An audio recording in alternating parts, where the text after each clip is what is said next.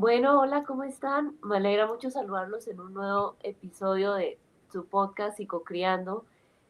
Como saben, esta temporada quise enfocarla en todos los temas relacionados a parto, posparto, embarazo, porque me he dado cuenta que hay mucho desconocimiento de todo lo que sucede alrededor de esto y qué mejor que este podcast pueda conectarlos con profesionales que trabajan estos temas, digamos, a detalle, de forma permanente desde hace muchos años. Y hemos hablado de muchas cosas. Y hay un tema especialmente que para mí era muy importante porque siento que conocemos muy superficialmente y es esos cambios psicológicos que hay en el embarazo. Y hoy por eso entonces tenemos a alguien que ya estuvo acá con nosotros, ustedes ya la conocen, ella es Pamela Labatut. Voy a dejar que ella sea quien se presente con ustedes. Como ustedes saben, si se escucharon ya el otro episodio en el que Pamela estuvo con nosotros, ella es psicóloga clínica, especialista en salud mental perinatal. Entonces vamos a darle entrada a Pamela. Pamela, hola, ¿cómo estás? Hola, bien, ¿y tú? Bien, cuéntanos un poquito digamos, la vez pasada nos contabas un poco de tu perfil, un poco de lo que haces.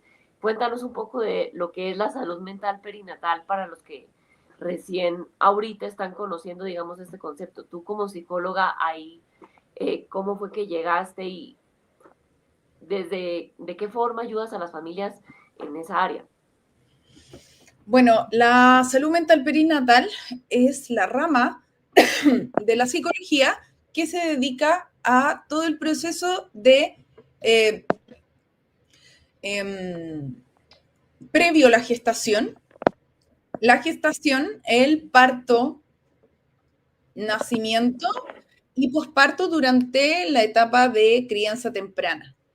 Todo lo que está relacionado con ese momento en la vida de una persona o pareja, familia, es el objeto de estudio y de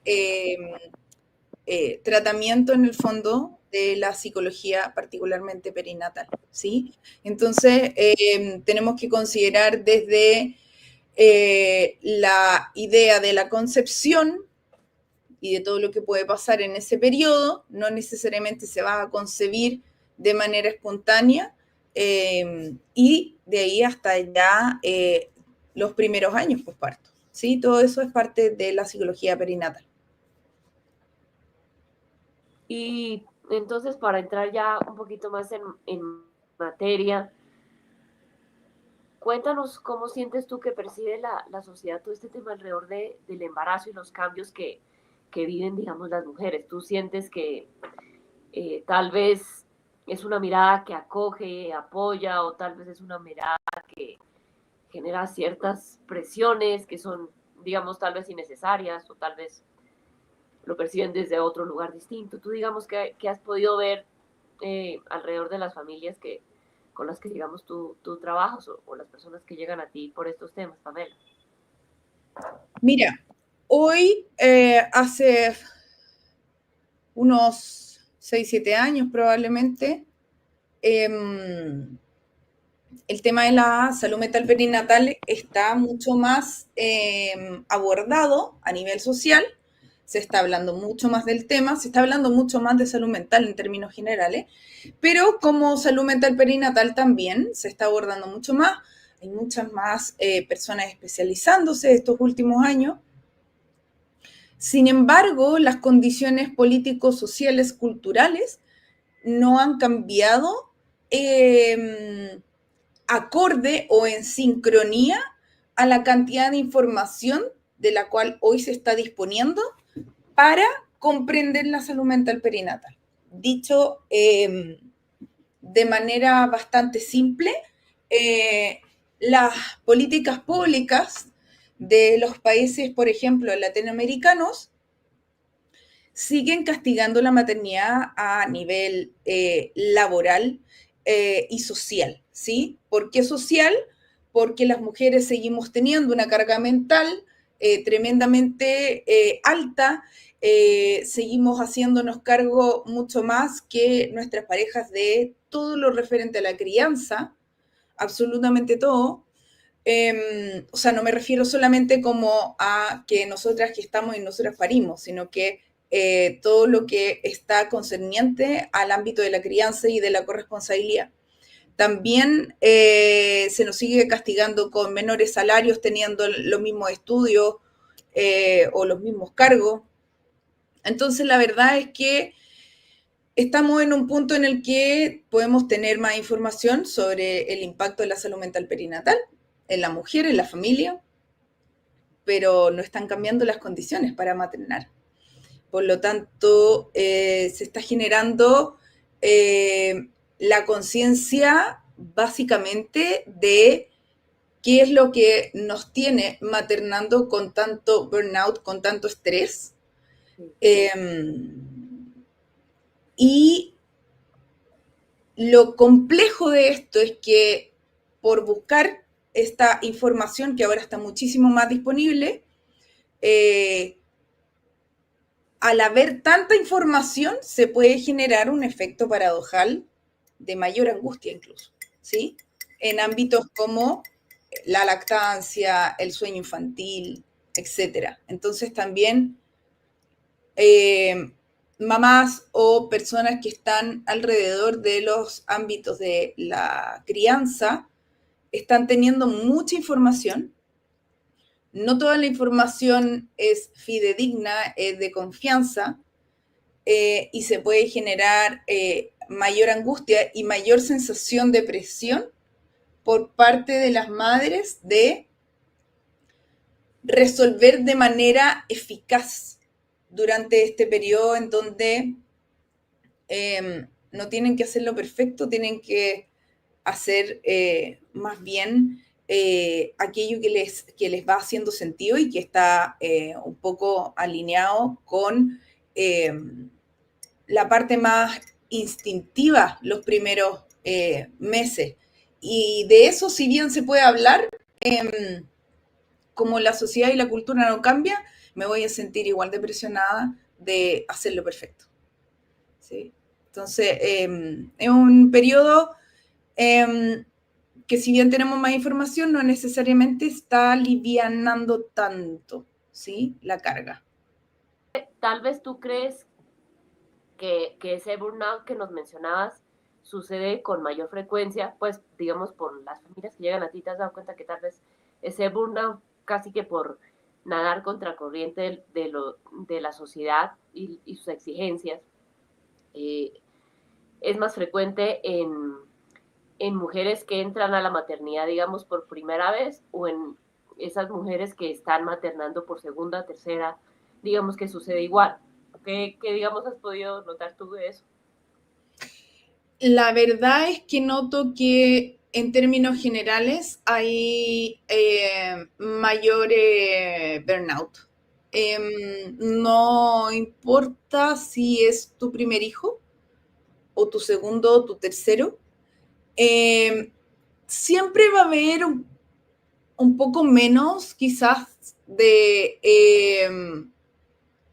estrés en términos de hacerlo bien, de sensación de autoeficacia materna, cuando no es el primer hijo, ¿sí?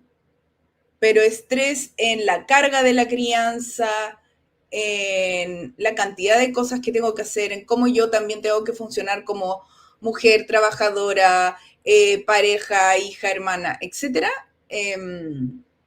eso la verdad es que se mantiene, ¿sí? Lo que cambia entonces es un poco el término, en términos de autoeficacia, ¿sí? La mamá primeriza va a tener esa presión mucho más alta, obviamente, que una mamá que materna por segunda, tercera, cuarta vez. Pero igualmente hay un aumento. Y ese aumento tiene que ver con el rol que está jugando aquí las redes sociales y la sobreinformación. O sea, hay un efecto paradojal en esta sobreinformación. Las consultas que hace, por ejemplo, no sé, yo trabajo hace 14, 15 años en temas perinatales y las consultas han ido mutando a que cosas que antes no generaban tanto estrés en las mamás primerizas, hoy sí lo están generando.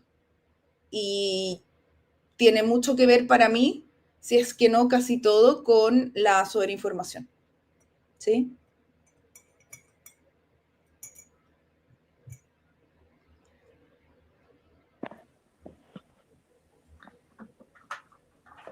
Y digamos, entonces, entrando un poquito más en materia, digamos, mirando un poco de este tema, me di cuenta que hay como dos cosas que separan eh, y pues me pareció importante como tenerlo así como separado como para las familias que escuchan esto. A nivel, digamos, del tema del pensamiento, ¿qué cambios, digamos, hay en esas mujeres, digamos, en el embarazo? Yo estuve, digamos, leyendo un poco y encontré, no sé si, digamos, sea así o no, igual lo traje para preguntarte, hablan mucho de algo que llaman mommy brain, que hay unos cambios a nivel del cerebro, que baja la materia gris en el cerebro, que hay poda neuronal. En realidad sí hay cambios, digamos, a nivel del cerebro que hacen que de cierta forma, por decirlo en términos sencillos, yo estando en embarazo, sea o no mi primer embarazo, cambie casi que la forma en la que pienso, Pamela. Digamos tú, ¿qué nos puedes decir de eso? Sí, efectivamente, eh, hay cambios cerebrales que son muy importantes y que están relacionados con lo que va a pasar posterior al parto, ¿sí? Bueno, al parto y al posparto, porque son funciones que van a ser cruciales para la supervivencia de la especie. Y en ese sentido existe este llamado baby brain, por ejemplo, en donde el cerebro de la mujer cambia, es más, se ha visto que crece en volumen, ¿sí? Y que tiene relación un poco con cómo este cerebro se tiene que preparar para leer el lenguaje no verbal del bebé.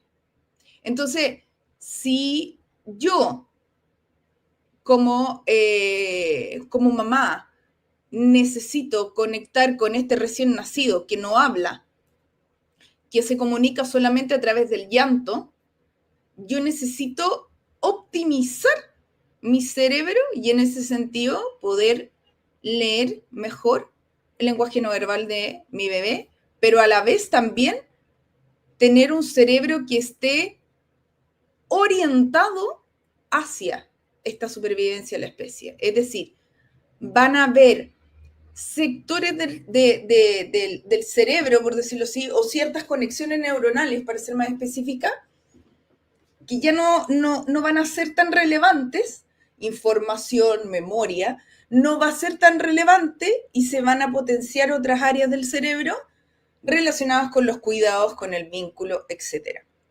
Por lo tanto, desde ahí es que se siente psicológicamente como que hay cosas que ya no tienen tanta relevancia para mí, o hay cosas que no logro recordar o poner en prioridad como antes, ¿sí? Y eso tiene relación con que se está desarrollando entonces esta parte que está más orientada hacia qué va a tener que hacer este cerebro una vez que nazca mi bebé. Y voy a tener que conectar la neurona de espejo para poder leer mejor a mi bebé, tanto de día como de noche. De noche, estas neuronas de espejo me van a permitir, mientras duermo, por ejemplo, conectar con los momentos en los que mi bebé está a punto de despertar o despertó y yo tener un sueño lo suficientemente liviano, por ejemplo, para poder captar que mi bebé está despierto y actuar de inmediato, ¿sí? Y tenemos obviamente esta parte que tiene que ver con el lenguaje no verbal, en donde también nosotras vamos perfeccionando esta lectura del lenguaje no verbal, ¿sí? Y que puede generar, tanto por el punto de vista psicológico de lo que me está generando este aprendizaje, esta optimización del cerebro, como también por las hormonas asociadas,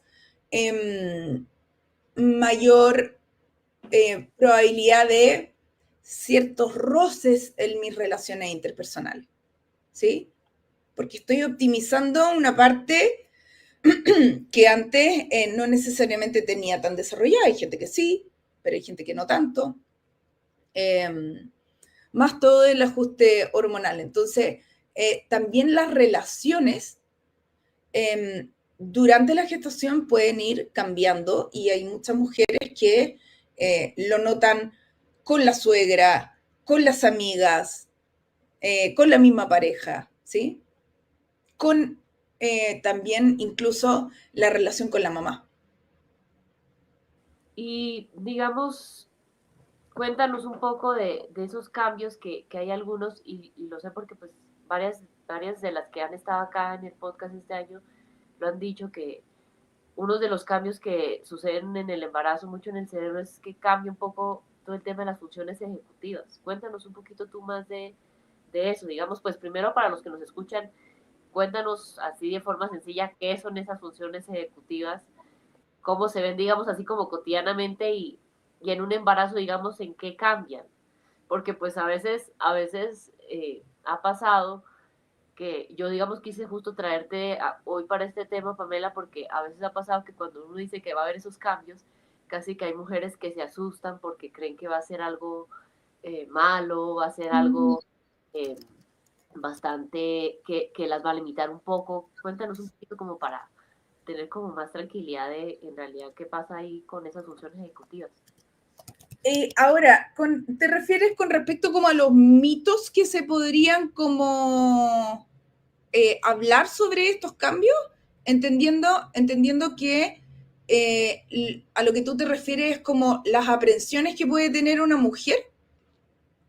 Sí, es que en realidad, digamos, pues yo, digamos, cuando quise traer este año pues entre los temas que quería tratar, quise traer esto, fue porque me di cuenta que a veces se cree que como en el embarazo hay muchos cambios, se cree entonces que, por ejemplo, como cambia un poco la forma de funcionar el cerebro de una mujer, casi que en lugar de ser un aliado va a ser casi que un Mm, obstáculo en ya. cosas. Sí, entiendo, sí. A ver, en cuanto a las funciones ejecutivas que están relacionadas con la atención, la memoria de trabajo, planificación, que a la vez está muy relacionada con todo lo que se habla sobre, por ejemplo, el déficit atencional en la adultez, efectivamente hay una reducción, sobre todo hacia el tercer trimestre, ¿ya? Eh, la velocidad de procesamiento, la memoria de trabajo, que es como la memoria a la que solemos recurrir de manera como inmediata, se ven disminuidas, ¿ya? Ahora, insisto, esto tiene que ver con que la poda neuronal que surge en la gestación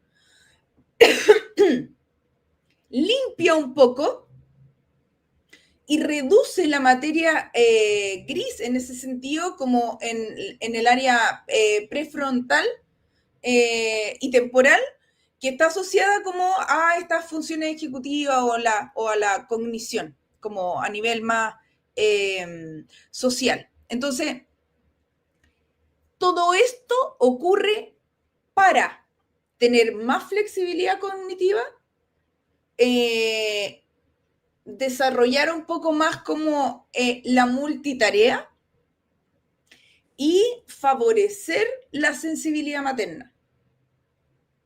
Entonces, cuando hablamos de que, claro, en términos concretos, podría mi cerebro funcionar peor de lo que estaba funcionando antes, entonces como que podría verse como un retroceso,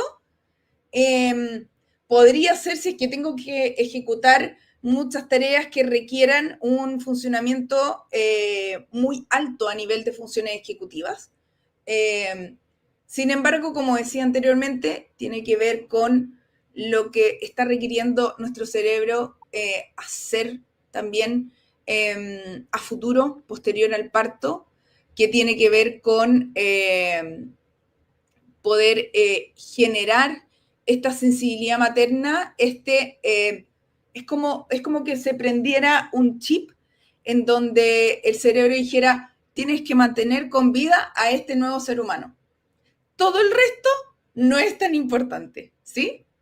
Entonces, y en ese sentido también se puede asociar a lo que pasa con el concepto de matresencia, que no sé si lo leíste o lo escuchaste. Y lo he leído, pero igual a mí me gusta escuchar digamos, la forma en la que cada una aquí lo consigue. Entonces, ¿cómo lo consigues tú, Pamela, como para que las familias, digamos, puedan tener otra forma de entenderlo? Bueno, la matresencia tiene que ver con esta poda neuronal que se genera, que se empieza a generar en la gestación, que permite, como te decía antes, como mayor plasticidad. Nosotras necesitamos adaptarnos a un montón de cambios, desde lo físico, tenemos cambios hormonales, subidas, bajadas de ciertas hormonas como los estrógenos, la progesterona, la oxitocina, posteriormente la prolactina. Entonces necesitamos mayor adaptabilidad, ¿ya? Leer el lenguaje no verbal del bebé, etcétera. Y eso entonces se va a priorizar versus procesos más ejecutivos o abstractos que en este minuto no son tan importantes para esta supervivencia de la especie. Y a eso se le llama matresencia, porque la forma en cómo el cerebro cambia y ocurre esta poda genera a la vez un cambio en mi identidad.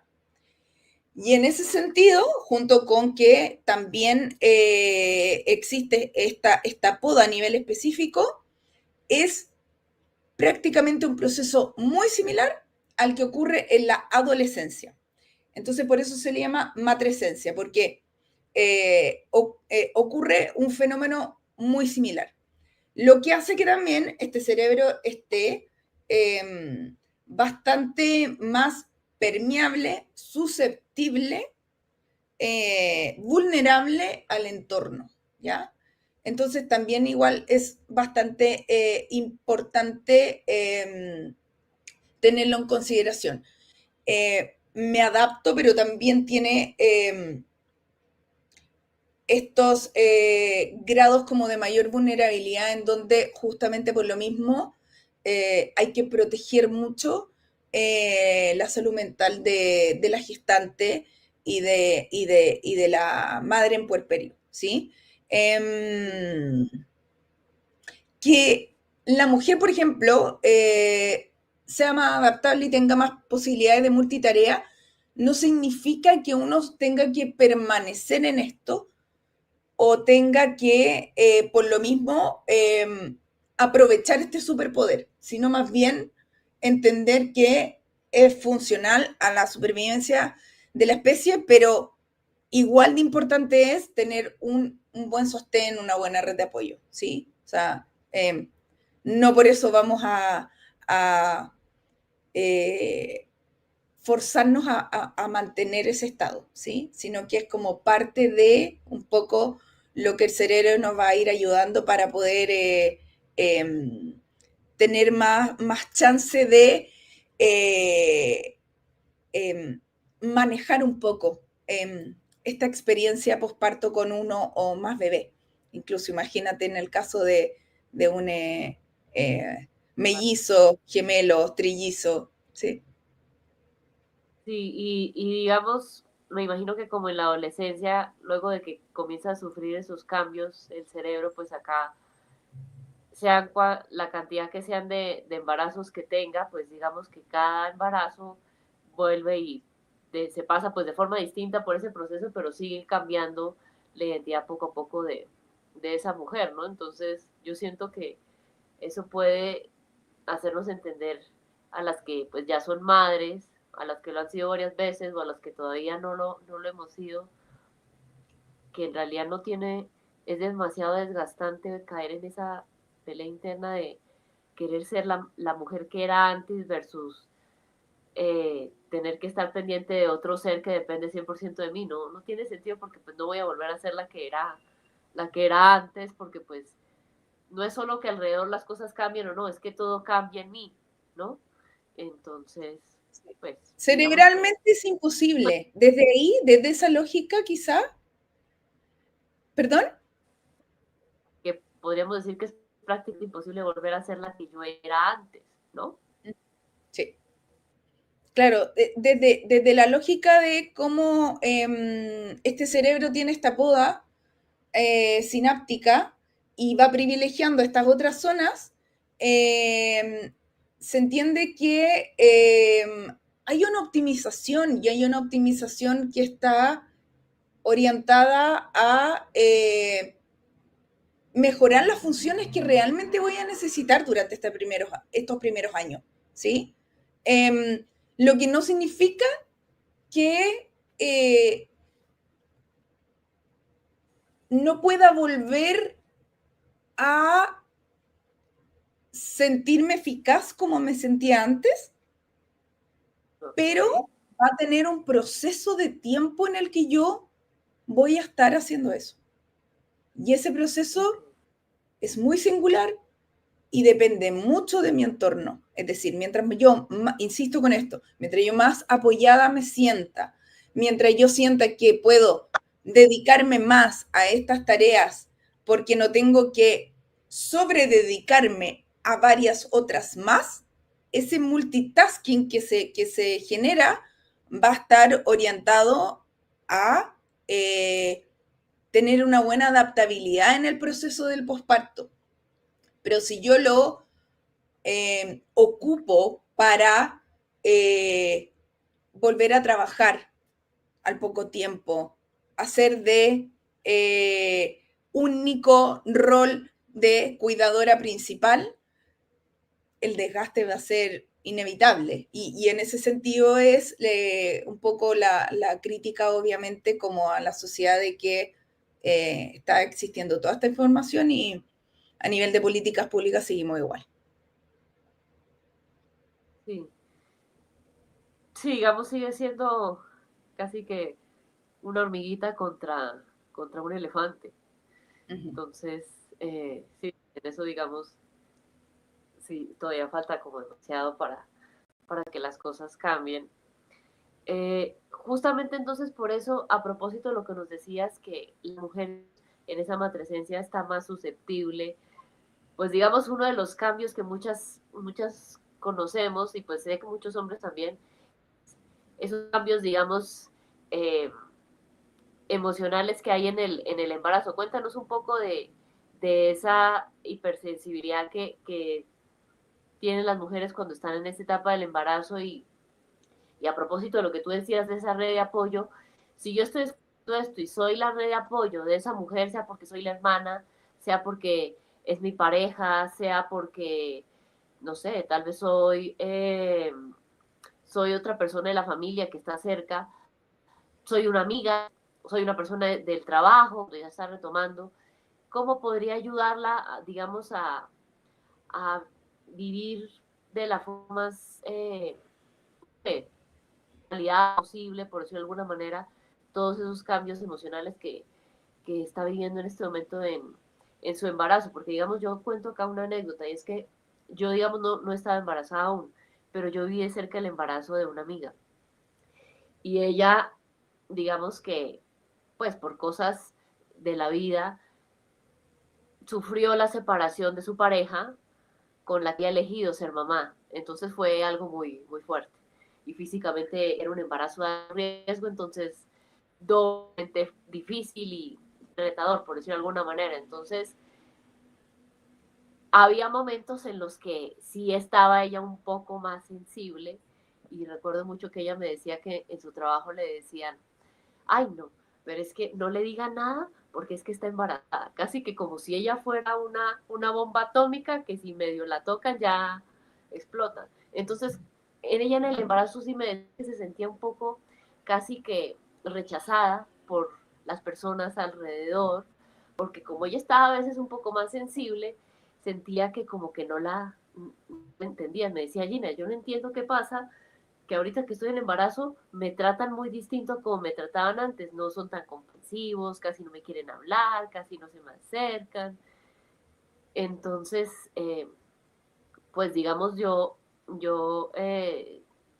sí sentía que en realidad pues no es el deber ser, ¿no? Porque pues igual de por sí, si todos llegamos a través de un embarazo, no importa el embarazo de quién sea, eh, yo sí siento que falta mucha empatía sobre esos cambios emocionales que tienen las mujeres en el embarazo.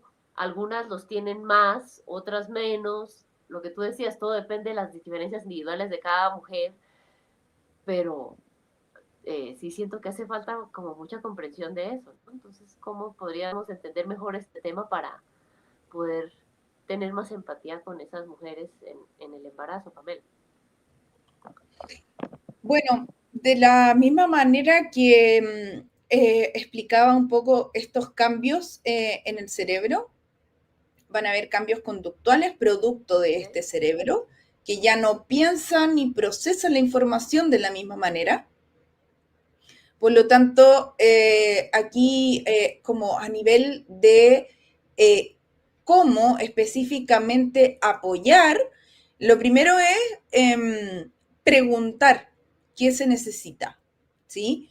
¿Qué está necesitando esa gestante? Eh, hay una caricatura un poco como de la mujer gestante versus la mujer puérpera, que es bastante esclarecedor un poco de las diferencias que se generan. Eh, y es que muchas veces se muestra esta caricatura como de que cuando una mujer está gestando, eh, le hacen cariño a su panza, le preguntan cómo está, la tratan con cuidado, ¿sí? Y luego este bebé nace y la mujer pasa a segundo plano. Todos quieren ver al bebé, nadie quiere ver a la mamá, ¿sí? Como que ya no le preguntan cómo está. Ahora quieren tomar al bebé, quieren quitarle al bebé, partiendo por ahí, quieren quitarle al bebé de los brazos, quieren como interactuar con este nuevo ser, pero la mamá pasa radicalmente a un segundo plano, ¿ya? Y eso muestra un poco justamente como esta falta de empatía como que se extiende y que no es solamente en la gestación, sino que es como todo un sistema de cuidados que está mal diseñado, porque la mujer durante la gestación necesita que le pregunten, ¿qué necesita? ¿Cómo estás? ¿Qué necesitas? ¿Cómo puedo ayudarte si es que te estás sintiendo incómoda, mal, estresada, sensible, etcétera? ¿Sí? Hay mujeres que durante ciertos periodos de la gestación van a estar más irritables, más en la línea de la irritabilidad, de la poca paciencia, de la poca tolerancia. Hay otras que van a estar más en la línea de la sensibilidad, del llanto fácil, de la labilidad emocional. Y de alguna manera, la forma en cómo justamente los demás se comportan va generando una experiencia de la gestación. Entonces, también comprender que el entorno está permeando la experiencia de esa gestación y está afectando, ¿ya? Y podemos tomar ese grado en el fondo como de responsabilidad desde el punto de vista de decir, bueno, ¿cómo te ayudo? ¿Qué necesitas? ¿Ya? La gestante no va a poder explicar racionalmente muchas de las cosas que le pasan. Por lo tanto, más que tratar de irse en la línea de lo racional durante la gestación, hay que irse en la línea de lo emocional. cómo yo te puedo hacer sentir mejor. ¿Qué necesitas para eso? Un día va a necesitar una cosa, al mes siguiente va a necesitar otra. ¿Ya? Lo importante es que es un cerebro en transformación, así como es un cerebro en evolución. El bebé durante toda la primera etapa, así como un adolescente durante toda esta etapa. Entonces, a esa mujer gestante hay que de alguna manera tratarla igual. Y lo que a los adultos nos cuesta mucho entender es la inconsistencia o la incongruencia de esas etapas de vida. ¿Sí? Es como, así como hay muchos adultos que no entienden por qué un niño está haciendo una pataleta porque le pelaste la mandarina en vez de que la pelara él y hace un escándalo de proporciones. La gestante puede de alguna manera comportarse de forma similar, pero porque es un cerebro que está haciendo un cambio tremendamente importante de manera interna. Entonces, cada vez que haya un cambio de esa envergadura, se va a ver más bien reflejado a nivel conductual. Y no depende de una voluntad, ¿sí? Entonces, no podemos caer un poco como en esto de esperar a que una gestante se comporte de una manera estable durante los 9-10 meses, sino más bien lo que podemos esperar es los cambios, ¿sí? Las transiciones, y desde esa transición irnos adaptando también en la medida de lo posible a las necesidades que esa gestante está teniendo, y de esa manera la vamos a estar ayudando a tener una sensación justamente de mayor estabilidad. Es como que la red de apoyo se transforma en la estabilidad que ella de manera interna no está sintiendo tan fuertemente como en cualquier otra etapa de la vida, ¿sí? Por eso es tan parecido a la adolescencia. Sí. No, y ahorita que decías que es similar a cómo vemos a los niños cuando tienen pataletas, podríamos decir que funciona igual, ¿no? Porque cuando un niño tiene pataletas, la idea es que ese adulto sea su corregulador emocional y casi que le preste su lóbulo prefrontal porque no puede salir de ese estado. Entonces, me encantó ese ejemplo que dijiste porque conecta muy bien, porque el niño está en ese desborde porque, digamos, bueno, es propio de su desarrollo que tenga esas pataletas cuando se frustra o algo no sale como esperaba, porque no puede casi que decirlo en palabras. Y una mujer en embarazo, tú decías, hay que conectar con ella no desde la razón, sino desde la emoción. Porque claro, está tan metida en esos cambios que puede que tal vez no se dé cuenta de que tal vez dijo una cosa, por ejemplo, en un tono de voz que puede que a otra le haya parecido, no sé, grosero, y no fue por ser grosera con alguien, sino tal vez, no sé, ese día físicamente no se sentía muy bien, o hubo algo que le dio a un ser querido que ya no estaba con el que quisiera vivir esta experiencia, o bueno, miles de cosas. Y, y pues si yo, digamos, pues tengo la madurez, por decirlo de alguna manera, porque pues yo no estoy embarazada, de decir, ok, bueno, es que pues primero algo en contra, no tengo que tomarme personal lo que me diga, como con el niño. Segundo, pues, si yo entiendo, ok, en ese momento pues está sufriendo muchos cambios dentro de eso, pues en su cerebro, eh, no sabe cómo navegar en esos cambios sola, pues venga y yo en lugar de ser su juez, soy casi que su apoyo en esos altos y en esos bajos que tenga, sin tomarme nada personal ni engancharme, porque pues no es que si soy la pareja no me quiera, no es que si soy la mamá de esa mujer en embarazo no quiera que esté cerca de ella, no, sino simplemente, digamos, saber que, ok, es por el momento en el que está está viendo cambios que tal vez no está acostumbrada a tener normalmente y Claro. digamos que ahí tomarla de la mano y pues digamos aprender a irla apoyando como con ese niño a poder ver cómo puede sacar eso que siente de una forma pues que sea sana para ella, sana para su bebé, porque pues la idea no es tampoco invalidarla y que luego ella crea que se tiene que guardar todo, ¿no? Porque yo siento que si no tiene un espacio, una mujer en embarazo para sacar lo que siente, pues digamos que qué va a pasar con su salud mental. Pueden pasar muchas de las cosas que digamos, hablábamos tú y yo en el episodio pasado que hicimos acá de problemas de salud mental en el posparto y que es una bola de nieve que va creciendo, ¿no? Esa tristeza posparto, esa depresión posparto, en fin.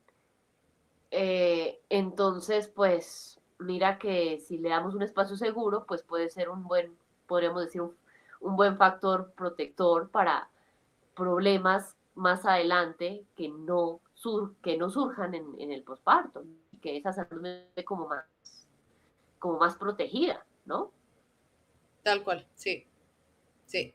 Y en ese sentido, como sociedad, tenemos un rol muy importante que creo no se está dimensionando, ¿sí? Por lo tanto, también nuestro deber cuando estamos alrededor de una gestante es poder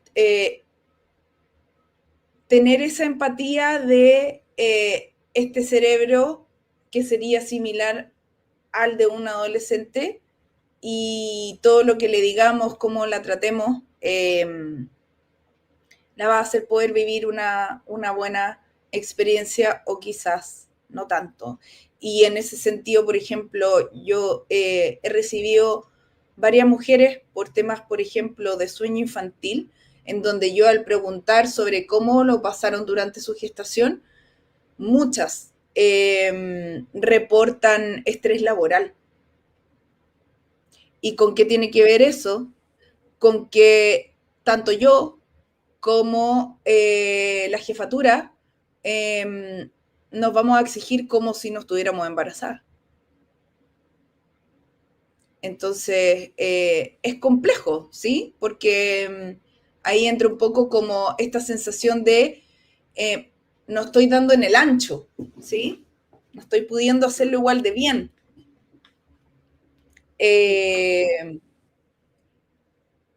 Y la verdad es que no, pero es que se viene algo sumamente importante que te va a servir para después eh, tener lo que se requiere para poder atender a otro ser vivo.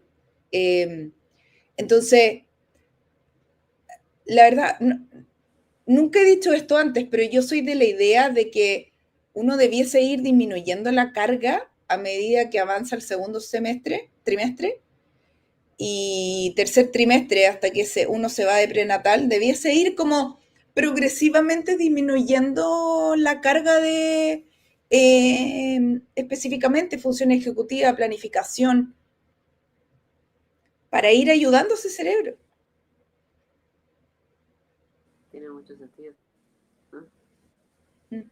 Claro, Porque como esta dicen por además es un ahí, cambio progresivo, no es un cambio de un día para otro, es progresivo. Entonces, como bajo esa lógica, ojalá pudiéramos hacer cambios también progresivos y no como de un día para otro, claro, tú sales de prenatal, eh, pero muchas veces sales de prenatal como con esta carga laboral en donde lo único que querías era salir de prenatal para poder descansar un poco de todo esto que viviste durante como estos meses de trabajo gestando, pero no necesariamente como para poder eh, aprovechar estos recursos que se están generando en el cerebro.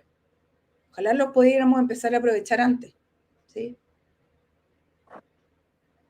y para cerrar entonces poco a poco este tema, digamos que, Pamela, ¿qué mensaje le darías a las familias que nos escuchan, que están, digamos, pasando por esta situación, sea o no el primer embarazo que viven como familia?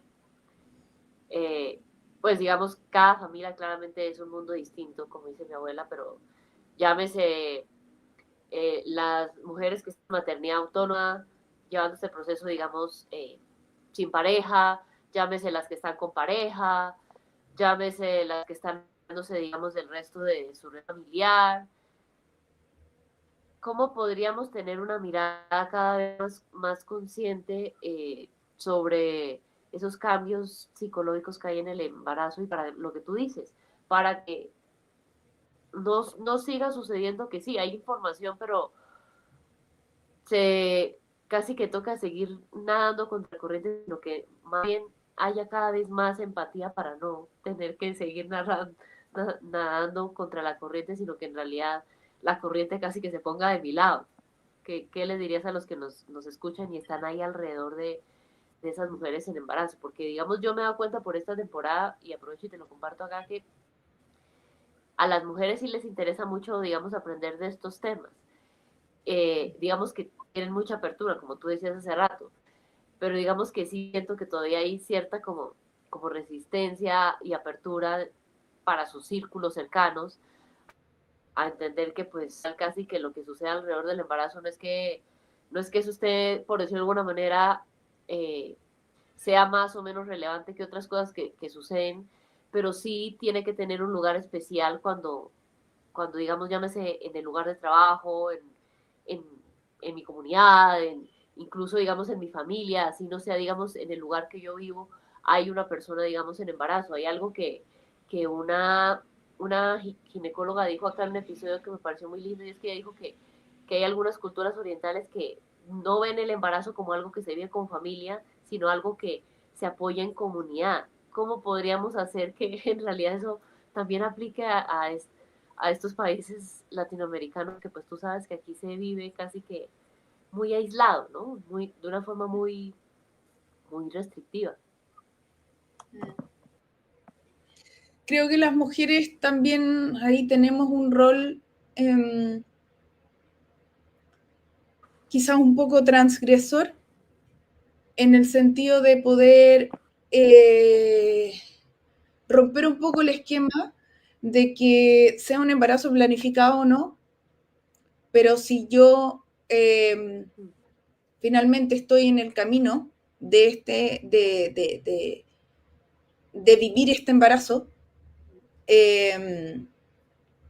tengo que entregarme a una vulnerabilidad que requiero experimentar en compañía de otros, requiero ser activa en la solicitud de la gente de mi mayor confianza de poder estar conmigo en este proceso, salir de este rol masculinizado que se ha ido generando producto de la entrada de la mujer al ámbito laboral. Y entonces al salir de este rol masculinizado yo puedo conectarme con la vulnerabilidad, puede costarme menos pedir ayuda, puedo recibir con mayor apertura esa ayuda. Y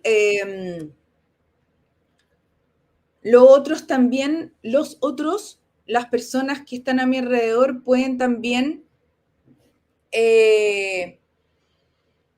quizás entrar de una manera más profunda a el acompañamiento y el sostén que requiere una gestante. Estamos copiando demasiadas cosas a nivel latinoamericano de otros tipos de culturas, sabiendo el resultado que ya tienen, porque llevan más años haciéndolo. ¿Por qué lo estamos copiando? ¿A qué estamos aspirando? ¿Sí? es como salir un poco como de ese estado, incluso me voy a ir muy a lo sociológico, pero como a ese estado de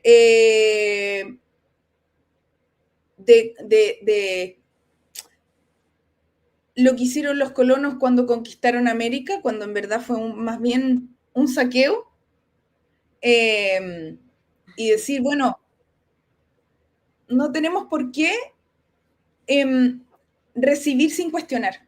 Tenemos que aprender a cuestionar si la forma en cómo nos estamos relacionando es la que nos da más salud mental. Y al final, quienes quieren, aman a esa gestante, si conectan también con eso, van a buscar más formas o otras formas de cuidarla más activamente. Pero para eso todos tenemos que bajar la guardia. Y, y ahí las Sí, mujeres también tenemos las mujeres gestantes, tener esa apertura de bajar la guardia. Y cuesta mucho bajar la guardia cuando efectivamente siento que la sociedad, si yo bajo la guardia, me va a, de alguna manera, como enterrar la estaca por la espalda, ¿sí? Entonces ahí el círculo sí, cercano tiene que ser como bien, bien de hierro, ¿sí? Como muy de proteger. Porque ahí recién esa mujer puede bajar el estado de hiperalerta en el que podría estar y va a poder pedir ayuda y va a poder recibirla, ¿sí? No sé si con este sí. contexto creo que eh, la, la, eh, las gestaciones tienen que ser en tribu, así como se habla de la crianza, pero las gestaciones también debiesen seguir la misma lógica. Ujú. Sí, sí, digamos que yo siento que para que casi que la corriente no toque nadar contra corriente, sino que esa corriente no se le lleve a esa mujer en embarazo y la arrastre, eh, pues sí es más fácil, digamos, con ese círculo cercano con el que ella sepa que puede pedir ayuda y no casi que tiene que activar defensas que en otros espacios, ¿no? Porque pues digamos que a veces no, pues para algunas mujeres el embarazo, pues yo he escuchado, digamos, de casos que pues claramente no es un lugar de refugio, sino es totalmente lo opuesto, entonces me encanta que haya cerrado con eso y aprovecho y les digo que Pamela, que es Perdón, te escucho la ahora. idea es dos Ahí caras de sí. la moneda y con ella. Ah, que digamos, no, que pues les decía que vayan y escuchen el otro episodio que hicimos con Pamela, porque ahí hablamos de un poco de ciertas cosas que pueden aparecer en esa salud mental postparto, que yo siento que es como la otra cara de la moneda cuando ya, digamos que no se tuvo esta información de forma temprana y aprovecho y les recuerdo que pues todo este año pues yo aquí les he traído varias profesionales que han hablado de diferentes temas que yo les recomiendo que vayan y vean, eh, porque el único objetivo es que puedan conectar con profesionales que en realidad están formados y no cualquier persona que sale por ahí en redes sociales de que ya habla de esto, porque pues lo que nos decía, digamos, Pamela, la idea es información, pero información que en realidad sí sea verificada y pues yo digamos quería en esto casi que es que pudieran conectar con esas personas para cuando estén en esos embarazos o conozcan personas que están en eso, pues puedan asesorarse y saber cómo apoyarlas. Y una invitación final para decirles que pues cuéntenme abajo qué opiniones tienen de este tema y qué otra situación les cuesta su crianza para que hablemos en un próximo episodio, que nos cuenten ahí abajo en comentarios. Y Pamela, cuéntanos un poco, digamos que esta pregunta yo creo que se enoja si no la hago. para los que recién te conocen y pues sí, digamos, están por alguna situación un poco difícil en el tema de su salud mental en el embarazo, tal vez por alguna experiencia difícil en el parto, en el posparto, digamos, están pasando por algo y no saben si, no saben cómo sobrellevarlo y necesitan apoyo profesional. Cuéntanos un poco cómo apoyas tú en todo este tema perinatal a las familias, si apoyas a nivel presencial, virtual, cómo pueden contactarte los que deseen más información. Bueno, yo atiendo de manera online y presencial en Santiago de Chile y online al resto de Latinoamérica. He atendido en contexto parejas bilingües que hablan inglés. Y básicamente la idea es que ante cualquier tipo de sensación durante todo este periodo, entendiéndose planificación de un embarazo, embarazo en curso, parto, posparto y primeros años de crianza, si yo estoy sintiendo que de alguna manera, a medida que pasa el tiempo, mis síntomas emocionales y psicológicos van empeorando, siento que de alguna manera lo que estoy experimentando es una disminución de mi capacidad para poder sentirme funcional en el día a día, en todo aspecto. Ese ya es un buen momento para consultar. No hay que esperar, y se espera mucho, estar ya como demasiado sobrepasada. No, si yo estoy sintiendo que esto que experimento no se quita o aumenta, ya es un buen momento para consultar. Y creo que en ese sentido es muy importante hacerlo a tiempo. Es muy distinto a cuando ya siento que necesito la ayuda para ayer, ¿sí?